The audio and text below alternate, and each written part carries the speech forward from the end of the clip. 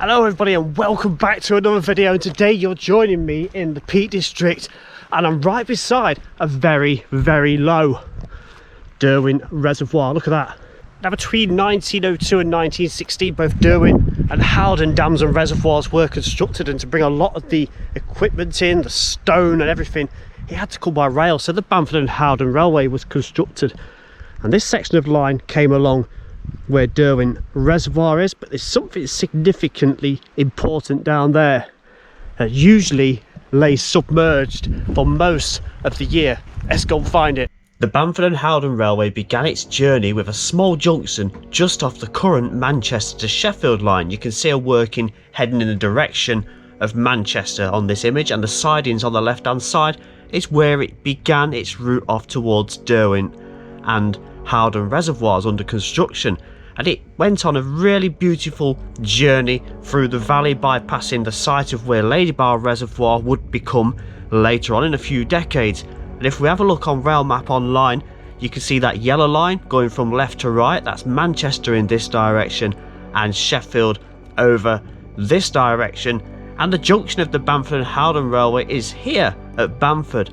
And that purple line going up is the Bamford Howden Railway worming its way up. That horizontal blue line on the right hand side is the Rivelin Tunnel, which was built with an industrial style railway. Zooming in further, you can see Derwent Dam just down here, and Derwent Reservoir is where we're going to be concentrating. We've got Howden Dam at the very top. Zooming in a little further, and this is where we're going to uncover the remains of our sunken and disused railway viaduct of the Bamford Howden Railway, just beside the former tin town village of Birchenley, where there was also a station, and there are a few remains to also uncover.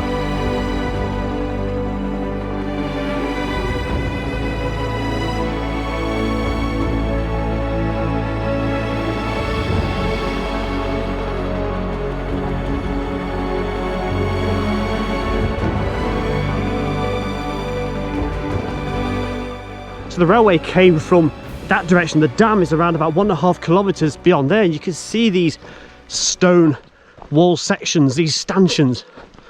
That is where our viaduct, our railway viaduct, Birchenley Viaduct, began its journey, shot across here on these stone pillars, and it was also like a wooden trellis construction. Look over there, it gets even better. Let's look at these bits to begin with, and then we'll cross over the other side. So you can see these pier foundations go up in kind of steps. It looks like there's 3 different layers. But be careful because it is quite slaty and rocky just here. So there we go, look, it's 4 wide up there, 4 wide there, but there's only 2 visible at the bottom. I wonder if I can get you up there a little bit. Tell you what, this is normally submerged, and it just shows you how low the water is in this reservoir right now, doesn't it? So I'm stood at the top section and the middle section. Look, if I go down there, you can just see the base of the lower, the 3rd section of them. Look, there's even some sections of wood just there. Look. Now taking a look at this map off Scottish Maps, you can see there's no railway, there's no reservoir whatsoever. But to put it into perspective, I can give you this overlay, and then you can see the outline of Derwent Reservoir, giving you an indication of where this viaduct was and the remains that are still there today. Completely put it towards today's map, and you can see the trajectory really clear. You've got one point of the viaduct down here, which we're looking at first, and the upper section we'll be following on and taking a look at in just a moment, following it further up towards Howden Dam, where we'll see the remains of a few other railway relics. A little look dating back to around 1905, you can see the village of Birchenley, otherwise known as Tin Town, on the left hand side. This was the temporary village built in order to house the families and the workforce that was constructing both dams and reservoirs. The viaduct is in the bottom right hand corner. You can see that very clearly indeed.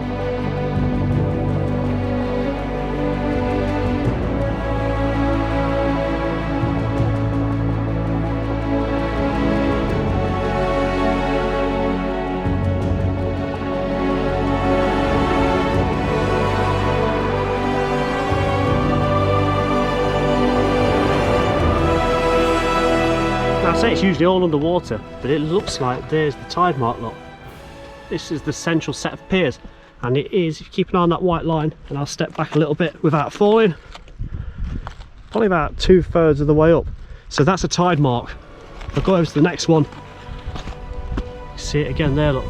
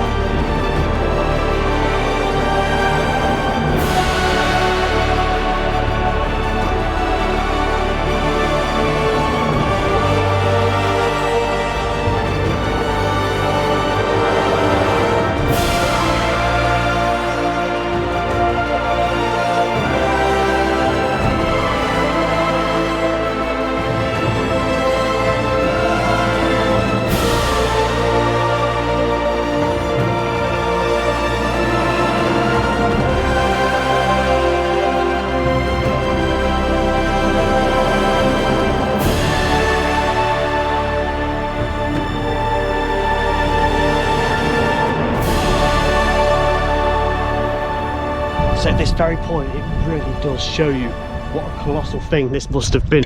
So we've got the lower stanchions, the supports just down here. Look, apologies for any crosswind that we may be picking up on this. And then we're hit with these colossal 4 wide stone supports.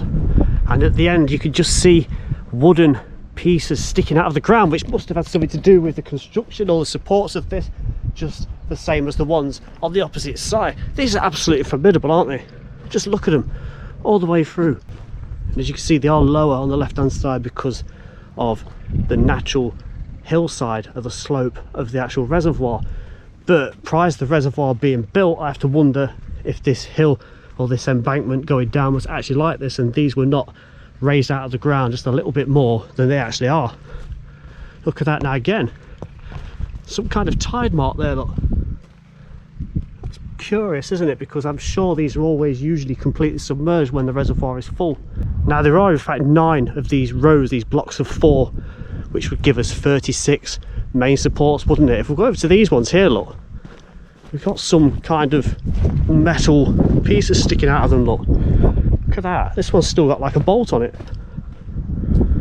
That's pretty good, isn't it? This is brilliant, isn't it? I missed out on seeing this last year because I was too busy doing other stuff around this area and beyond. But I'm really pleased that I've come to do this. I believe it's a lot lower than it was last year as well, so there's actually more to see. Beautiful, isn't it? Timely reminder of such a short-lived but important railway.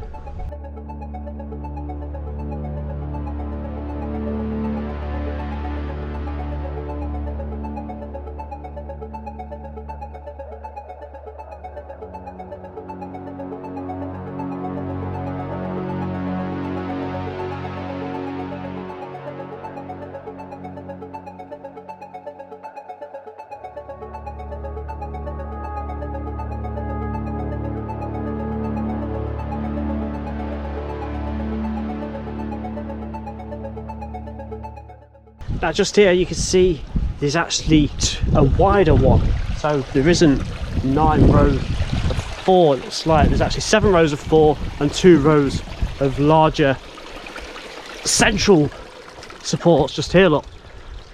And you can see through here more of those wooden supports that look a lot like actual railway sleepers, don't they? There's another little support just there, look. Stone, bit of stonework there. And that's what it looks like looking back to the other side. It's quite fascinating, isn't it? It's a beautiful little thing. I believe down there there's another bridge that's submerged. I don't think it's comes out of the water very often, to be honest. It's still got a little attachment there, hasn't it? There's those pieces of wood, look. And there's sheep around as well. That's formidable, isn't it? That's a beauty. I'm going to push on and leave this old viaduct behind because there is a little bit more of this former railway to show you up here. The site of the old station and also some supports of a couple of old bridges. So now we've had a really good look at the remains of this former railway viaduct, we can look at this picture again and we can understand better what these supports are actually for and how they were laid out. You can see them quite clearly underneath the actual railway track bed, and you can even see the little bridge a little bit further on before it hits the Birchenley Tin Town village. You can zoom in on this one and you can see it even better. Look at those supports. Now if we take a look closer, you can see right at the top end where the 3 pillars wide section was, there was the wider one between 2 narrow ones, wasn't there? It was different to the rest of the rows of 4. There appears to be a river going underneath there, look. So that's probably something to do, making that little bit stronger so the water flowed through without causing so much damage or erosion.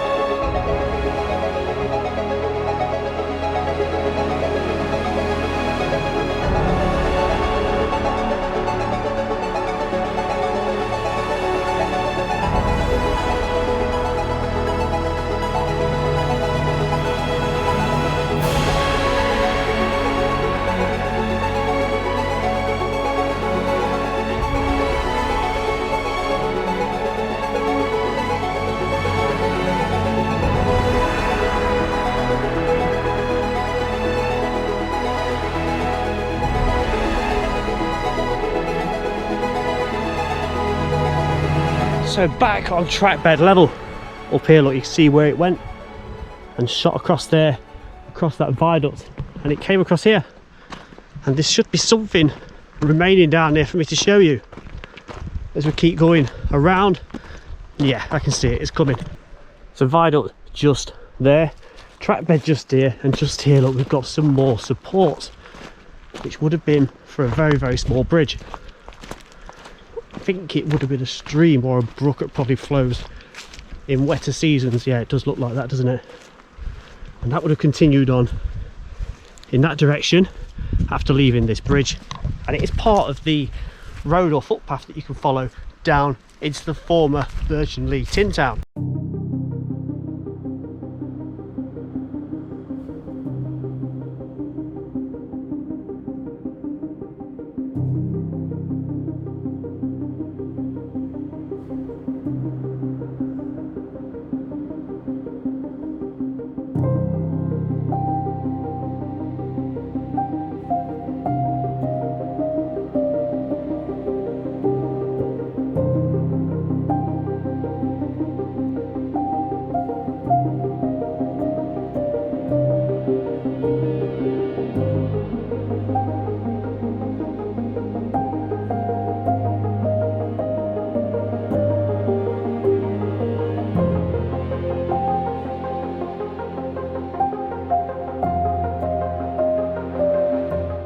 You can just make out the track bed just there, look. That's it going over there. And I think we've got some remains of another bridge coming up. A bit more obvious than the ones we've just seen. This looks bigger.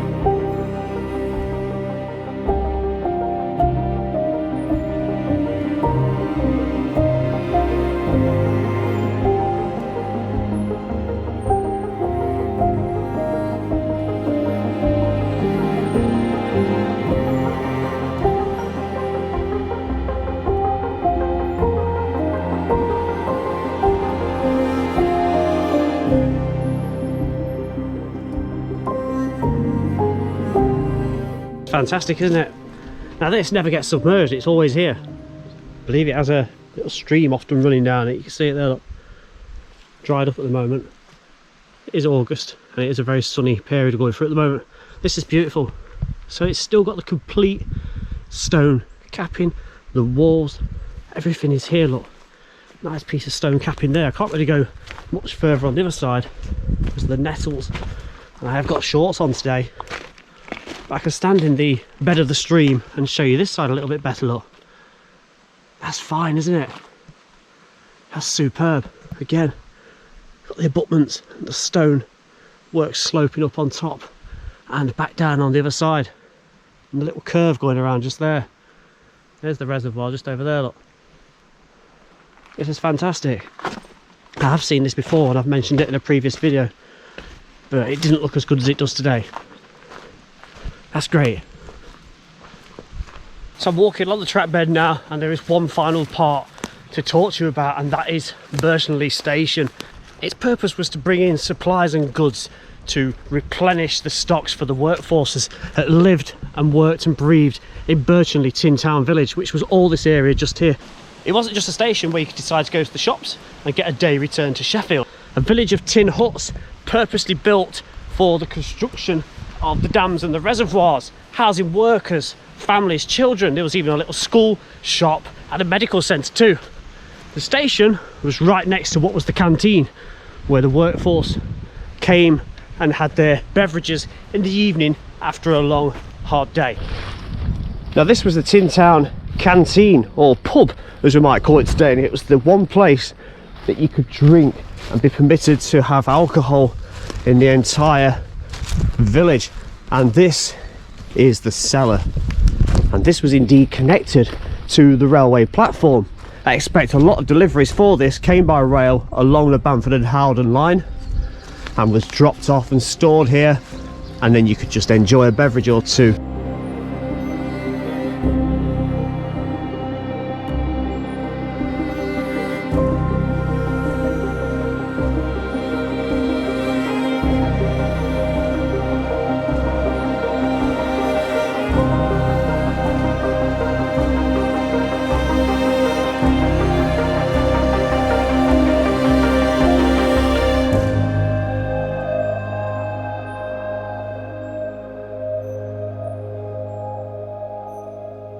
Once the dams and reservoirs were completed, there was no need for this village to exist anymore. So there was no need for the workforce or the families anymore, which means there was no need for the station and the trains to bring in the goods. And thus Howden Dam and Reservoir was the final destination of the Bamford and Howden Railway, finishing just down there before the walls of this fantastic dam and reservoir. This is brilliant, isn't it? It's so nice to see this. Only the second time I've actually been up here. Look at that, almost a replica of Derwent.